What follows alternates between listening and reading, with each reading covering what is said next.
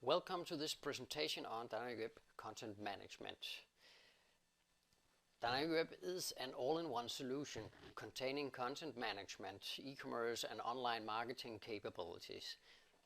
This presentation will focus on the CMS part and how Dynamicweb can be used to deliver a message that attracts your customers. Dynamicweb is built to deliver powerful customer experience for all devices through all channels. It's user-friendly.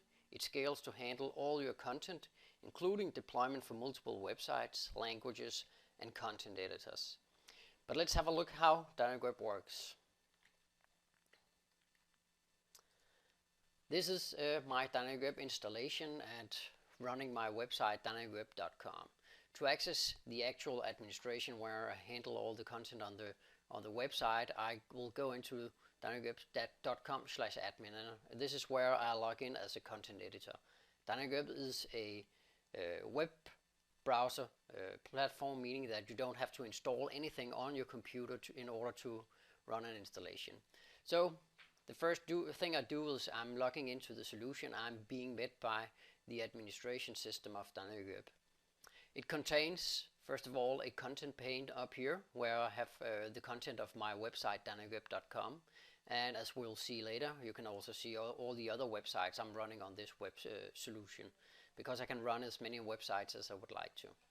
Down here I have different areas of the system where I can handle the content, files, users of the system, and my e-commerce platform, marketing capabilities, all the add-in application or modules for Dynamicweb that can extend the functionality, and a management center where I can set up how Dynamicweb should behave. So, but let's have a look at some of the main capabilities of working with content and how we can manage content in our website. So I have my different pages, and as you can see in the tree, I can have a very deep structure with all the pages. I can right-click a page and create new sub-pages and basically create a tree of all the content that I want to have on this website. Taking a look at the right pane, this is where I have my actual content. This is a piece of content being shown in the front end, Boost Your Business. I have this full text editor, and this is where I actually edit my content. And I can also add as many paragraphs as they're called on this specific website, and this is how I would normally work with content. I also have the possibility of going into a what you see is what you get editing mode. So I get the entire page here, and I can just click a piece of text, and I can change how it would look like directly in the browser, and I see exactly how it's going to look after I'm done editing. So this is some of the ways I can edit a page. I also have a lot of features in here where I can because this is content management, when I make any changes to this paragraph, it's being shown right away. So if I change this one and press save and close, this content is actually changed on the website right away. I have the possibility of going into a draft mode, meaning I can make changes in my website and see them before I go online, so I can boost your business and go back to that again. And save and close this one, and now I can see I have a draft of this. So now I have different features up here, so I can see and compare the published version where I just made the change and the unpublished version or the draft of this website, and I can approve my changes and go back to having my draft published. So now I basically have two equal versions. So that's how we can work with the draft modes in here. This also gives me the possibilities of seeing all the different versions I've had of this page. So I have a full version history. I can go in and see how my page looked at a specific time, or I can go compare my website to how it looked at previous times. You can see I didn't have dots, but I do that in my new version right now. And I can basically go back to any of these versions in my history and publish that again and see what I have. The last thing I'm going to show you in terms of working with content is I also have the possibility of personalizing my messages. In a later presentation, we're going to take a look at all the marketing capabilities. One of the things that I have here is I have the possibility of personalizing this content. So I can write one message, and instead of showing it to all my users, I can give this message to everyone who hasn't been profiled and everyone who has been profiled or segmented as content management users. Content management users is actually anonymous visitors to my website where, based on their behavior, seems to be having an interest in content management, and I can save this. I'll not do it since it's my online website. Or I could also have a message that are more e-commerce related and target that message to visitors on my website that has a behavior that indicates they have an interest in e-commerce, which is my other product area on this website. So this is how we work very generally with content in Dynamicweb. And the next I'm going to show you is how we work with files. We have a file manager in here where I have a range of folders where I can keep documents and images and all the other files that I use on my website. I can do a lot of things here. I can create, this is containing images. I have a possibility of resizing all the images and generate thumbnails, controlling permissions, and upload new files. I'm just going to show you how you can work with images in an easy way. We have this online editor which makes it possible for me to crop my images or even resize it to different sizes, and I can rotate and flip my images, all the things that I want. I can also apply effects to my image. All of these things built into the editor or to the browser, so I don't have to install or do anything on my local computer when I'm working with files. I can simply just upload images to the solution and work with them from here. If we're having a look at how Dynamicweb works on different mobile devices, this is my website in a preview mode of the browser where I can scale to different browser sizes. So this size is a desktop size, and as you can see I have my navigation and all my content taking all the place that we have available on our content website. So now I can scale down to a tablet site like an iPad, and you can see now I have not the same amount of space, and we can see how it seamlessly scale. We have the navigation collapsing, so now I'm moving into a more mobile friendly version of the content or the navigation, but my paragraphs are still placed in a normal order. If I scale further down to a phone instead, you can see I scale in, and instead of having my content next to each other, it's now stacked on top of each other, so it's basically scaling to the device that I'm browsing the website with.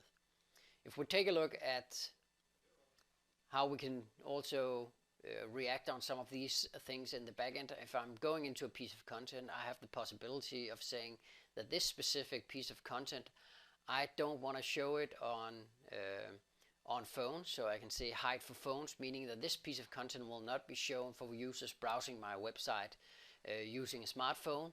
I can do the same for tablets and desktops, so in this way I can target my message to different audiences depending on their device.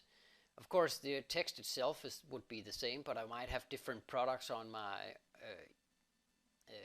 mobile phone store than I would on my other store, or I might want to limit the amount of navigation items that are available on mobile phones, so they don't have to browse as many things. I also have the possibility of hiding the entire page, so it's going away from the navigation if I'm browsing the website from a smartphone. So this website also runs Dynamicweb.com, but also our language versions of the same website, Dynamicweb DK, NO, and SE, and so on. And what you can see here is if I'm browsing into websites, that I have a master website, which is my .com and English language website, and then I have all my country websites as language versions of this one. That means if I create any new content on Dynamicweb.com, it will also appear on all the other websites when they are translated. So let's have a look at how that works. Going into the company page, I can see I have a language selector up here, and I have a yellow bar indicating that this is a master language. I can switch between the languages, so I'll go to the Swedish one and I'll see the exact same page. Instead of just having the English text, I have the Swedish text because I've been in here and translating this page.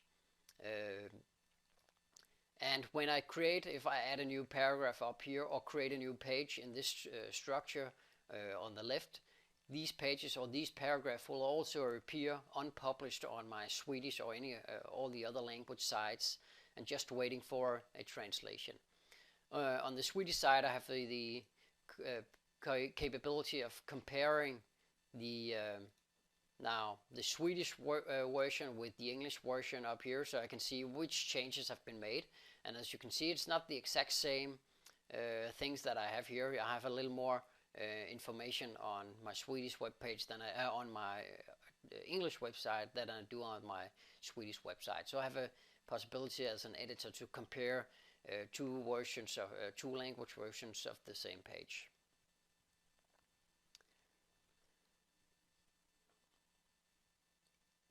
Besides working with content as I've shown you, Dynamicweb also supports creating pages of different kinds.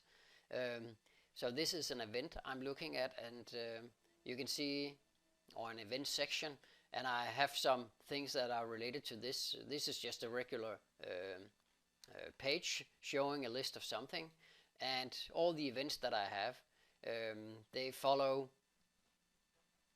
a training and events item type. So these fields and these definitions that I'm available to fill out on this page is defined specifically for publishing events.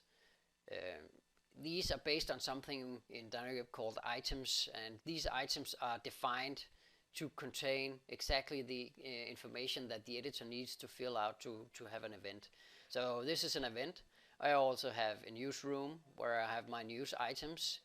They have a different icon, and you can see the fields that I need to fill out in order to create an item is a bit different than what we saw from creating an event. So this will lead the editor to fill out the fields with the right information, and the actual publishing of the website will take care of how this should look and behave.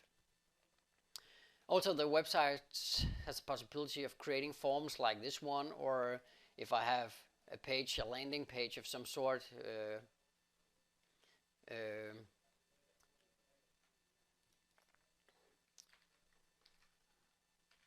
where I have a landing page targeted at a specific campaign in my website. I have a web form in here that customers can fill out. I have the complete management of creating these web forms using the forms module in Dynamicweb.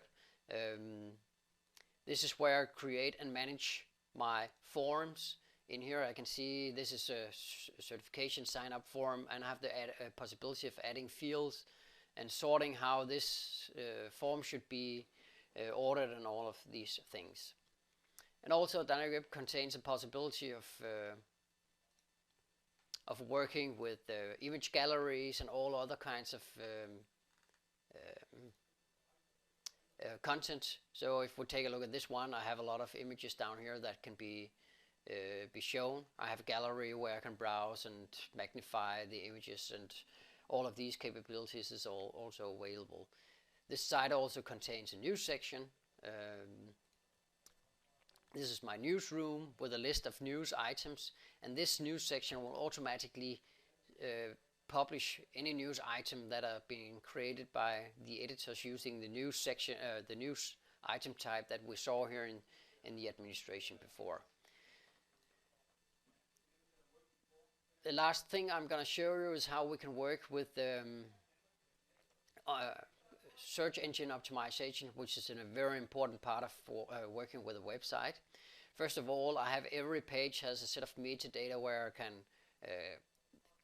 handle things like title, description, and keywords, and how should we behave in terms of robots, overriding canonical settings, which is one of the things I can do on search engine optimization.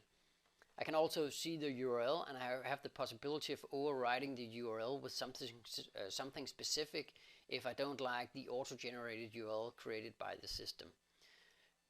Also, when I'm looking at a page like this one, I have the possibility of running a search engine optimization wizard like this one. This one will help me fulfill all the information that I need in order to be compliant with the search engine optimization. So first of all, I choose what subject it should be. This one is content management, and I get a list of things that I need to attend to. So I can see I get some errors out here, and I also get some warnings, and I get some rights. So I'm 49% complete in terms of search engine optimization on this one. First of all, I don't have the word content management as part of the heading, so I can add content management to the heading, and it will say I'm now fully optimized. My description does not contain it either, so I'll change it. And I can work with all of this, and now it says I should move it to the first part of to the string, and I can work with going up to 100% completeness of search engine optimization on this one. And when I'm done, I can save the changes, and this page is fully optimized. When having a page like this one, I want to see how it performs, and I have some reports in here where I can see how many visitors does this page have every day and how it evolves over time. I also have some other reports in here, so I can see which search engines and keywords they're coming from, and basically also the distribution of my traffic. Is it direct links or are people bouncing off this page? And I also have some web page analysis telling me something about the performance of this site or this page. Do I have too many images, or do I have too many CSS files, and so on? This is more like a webmaster tool.